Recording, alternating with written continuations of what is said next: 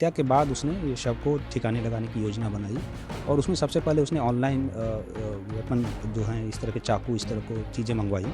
लेकिन बाद में चूँकि उसे वो कर नहीं पाया तो बाद में लोकली मार्केट जा कर के उसने आरी और ये सब औजार जो हाथ और पैर है उसने आरी से, जैसा उसने जो इकबाल किया है कि आरी से उसने काटा और उसको एक पन्नी बैग में डाल के और वो नहर के किनारे झाड़ियों में उसने छुपा दिया।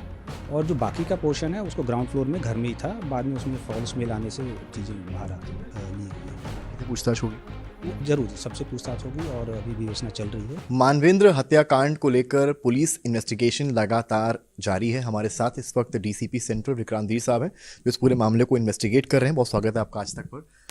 विक्रांत जी, क्या मामला है? आप लोग गए, पहुंचे स्पॉट पर, प्रथम दृष्टया जब पहुंचते हैं तो क्या मालूम पड़ता है, क्या देखते हैं आप लोग? देखिए, इसमें ऐसा था कि जो मानवेंद्र सिंह हैं उनकी गुमशुदगी की रिपोर्ट थाने पे दर्ज कराई गई थी, थाना आशियाना, जनपद लखनऊ। ये 20 तारीख की घटना बताई गई थी कि 20 तारीख को सुबह से वो अपने घर से गायब हैं।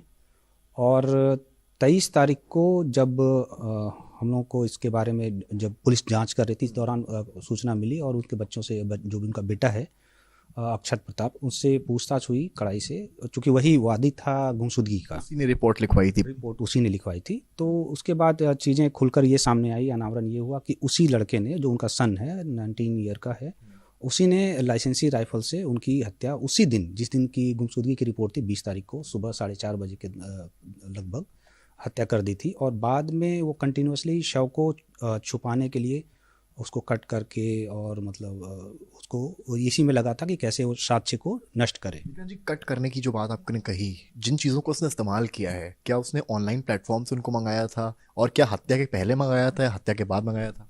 हाँ, उसकी जो देखिए, उसने, जब हम लोगों ने पूछताछ करी उससे, उसने अपने जुर्म का पूरा इकबाल कर लिया। और जो घटना जो हत्या की घटना के बाद की उसने सारी एक्टिविटी बताई है। तो जब हत्या के बाद उसने ये शव को ठिकाने लगाने की योजना बनाई और उसमें सबसे पहले उसने ऑनलाइन वेपन जो हैं इस तरह के चाकू इस तरह को चीज़ें मंगवाई।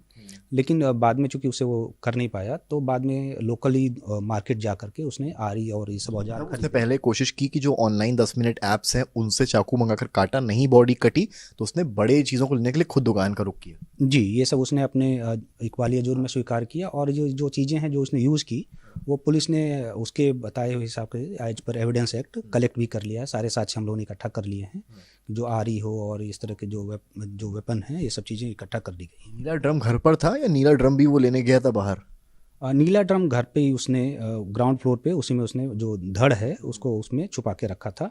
और हाथ और पैर को जो उसने एक प्लास्टिक की पन्नी में एक बाहर जा कर के फेंका था, जो कि वो जगह है नादरगंज की नहर है, उसके पास झाड़ियों में फेंक दिया था, जो बरामद पुलिस ने कर लिया है। हम लोगों ने टीमें बनाई थी ताकि जितने भी साक्ष्य हैं वो सब इकट्ठा कर लिए जाएं।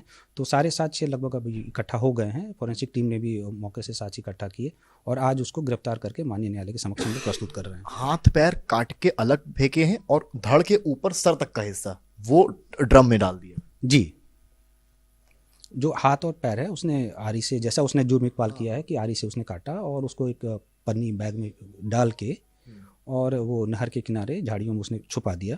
और जो बाकी का पोर्शन है उसको ग्राउंड फ्लोर में घर में ही था। बाद में उसमें फॉल्स में लाने से चीज़ें बाहर आ गई। एसिड का भी प्रयोग हुआ, एसिड भी पाया गया, ऐसी बातें बताई जा रही हैं? नहीं, अभी तक तो ऐसा नहीं आया है हम लोग के इन्वेस्टिगेशन में। अगर ऐसा कुछ मिलता तो बताएंगे। बहन के रोल को लेकर बड़ी बातें हो रही 4 दिन, क्योंकि बहन वहाँ पर थी, उसने किसी को नहीं बताया। अगले 4 दिन भी उसने एग्जाम दिया है, पड़ोसी पढ़ने गई है। देखिए, उनसे अभी हम लोग उनसे भी पूछताछ करेंगे और जैसा होगा हम आपको अवगत कराएंगे। क्या लगता है, क्या रीज़न है, क्या कब आप लोगों की जब इंटरोगेशन हुई है, आजकल वेब सीरीज बहुत आ रही हैं, क्या ऐसा कुछ भी हिंट हो रहा है कि इस तरह, क्योंकि चॉप करना 19 साल के लड़के के लिए एक बहुत ही डराने वाली घटना है? देखिए, ये तो सचमुच ये समाज को और हम लोगों को सबको एक देखना चाहिए कि आखिर बच्चे इस तरह का ये बिहेवियर क्यों कर रहे हैं। और इसमें सबको ये देखना चाहिए और साइकोलॉजिस्ट हैं उनको भी इस चीज़ पे ज़रूर चिंतन करना चाहिए कि आखिर बच्चे इस तरह की एक्टिविटी में क्यों हैं कि अपने पेरेंट्स की हत्या कर देते हैं और उसके बाद भी इस तरह के स्टेप्स करते हैं जिससे सचमुच समाज में एक गलत मैसेज जाता है। तो ये तो ज़रूर सोचने की बात है। सवाल आपसे, कुछ गिल्ट है उसको? थोड़ा नर्वस तो है, लेकिन अब उसके बारे में ज़्यादा नहीं कह सकता। ये तो साइकोलॉजिस्ट जो इस तरह के जो डॉक्टर्स हैं उनके लिए ये। लड़की से पूछताछ होगी?